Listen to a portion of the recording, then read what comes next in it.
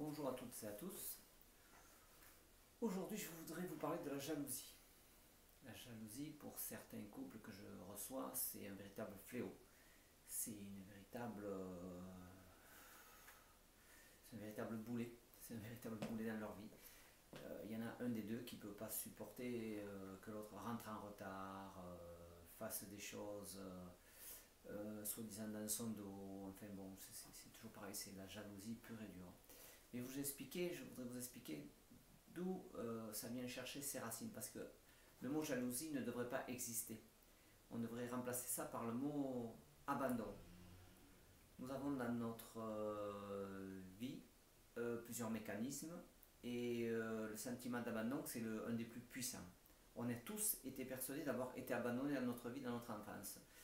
C'est-à-dire qu'on a tous eu le sentiment, alors à plus ou moins grande échelle, qu'on a été abandonné par nos parents dans notre toute petite enfance et dans nos premières années de vie.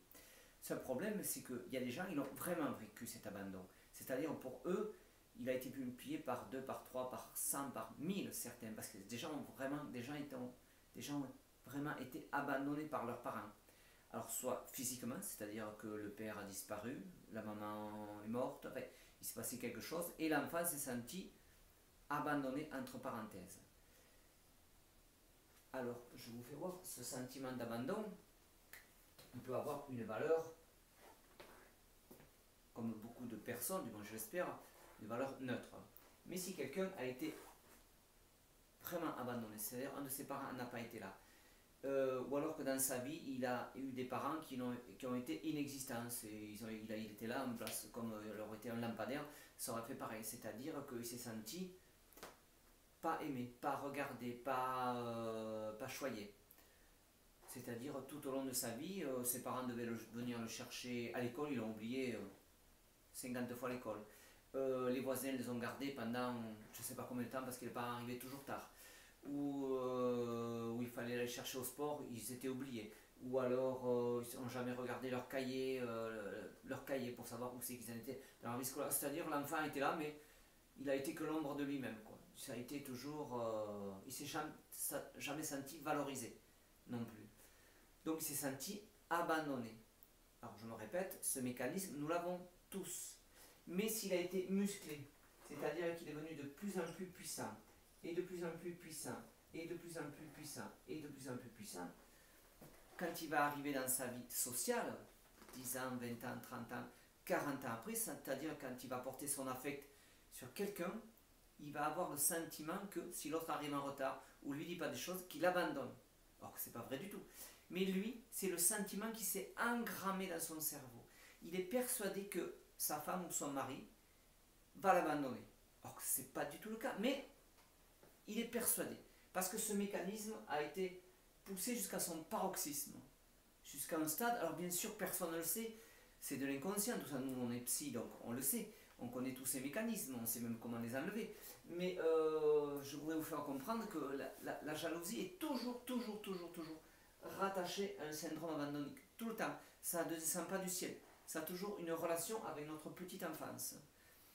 Alors, le seul problème, c'est que cette personne qui a été abandonnée va casser les pieds à l'autre, lui casser les pieds, casser les pieds, casser les pieds, jusqu'à ce que un jour l'autre, il décide de partir. Et là, l'abandonné qui dit, vous voyez, j'avais raison, j'ai été abandonné, j'avais raison d'être jalouse. Alors qu'en vérité, il a scié juste la branche sur laquelle il était assis. Parce qu'à force de pousser l'autre dans ses retranchements, l'autre il n'en peut plus. Et puis après, il en a marre et il s'en va voir autre part parce que la vie est insupportable avec cette personne qui veut sans arrêt l'accaparer. Mais c'est, grosso modo, je n'allais pas dire c'est une preuve d'amour, mais c'est une preuve de trop d'amour, quoi, je veux dire. C'est quelque chose, c'est involontaire, Mais l'abandonnique, ici, la branche sur laquelle il est assis, il pousse l'autre jusqu'à partir parce que l'autre il n'en peut plus. Il n'a pas de vie, il faut qu'il rende compte de ses heures d'arrivée, d'heures de départ. Tout pour lui la vie, son mari ou sa femme est persuadé qu'il le trompe, alors c'est pas vrai. Mais simplement parce que ce mécanisme a été poussé au paroxysme pendant toute l'enfance. Ce syndrome abandonnique s'est musclé, il est devenu hyper costaud. Alors on l'oublie, il passe, il se cristallise, ça disparaît. Mais le jour où la personne tombe amoureuse de quelqu'un, c'est-à-dire qu'elle a des sentiments pour elle, ce traumatisme d'abandon se décristallise et redevient à couvert, au présent. Et là, il mène une vie à l'autre, une vie infernale, infernale, infernale. C'est pour ça qu'on en arrive à des séparations. Alors les gens me disent on s'aime, quand ils rentrent dans mon cabinet, mais ils disent on ne comprend pas pourquoi mon mari, ma femme est hyper jaloux, pourtant on s'aime tous les deux, il n'y a pas de souci à ce niveau-là.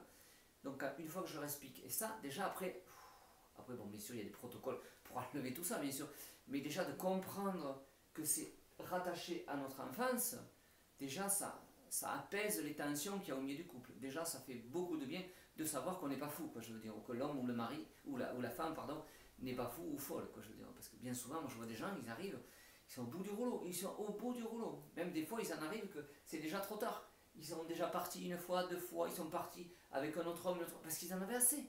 Et donc l'autre dit, vous voyez, j'avais raison. Il m'aime pas, alors que c'est pas du tout ça. Voilà. J'espère que vous avez compris où je voulais en venir avec la jalousie. N'hésitez pas à continuer à me poser des questions comme vous faites d'habitude sur mon site internet. Merci à vous et à très bientôt.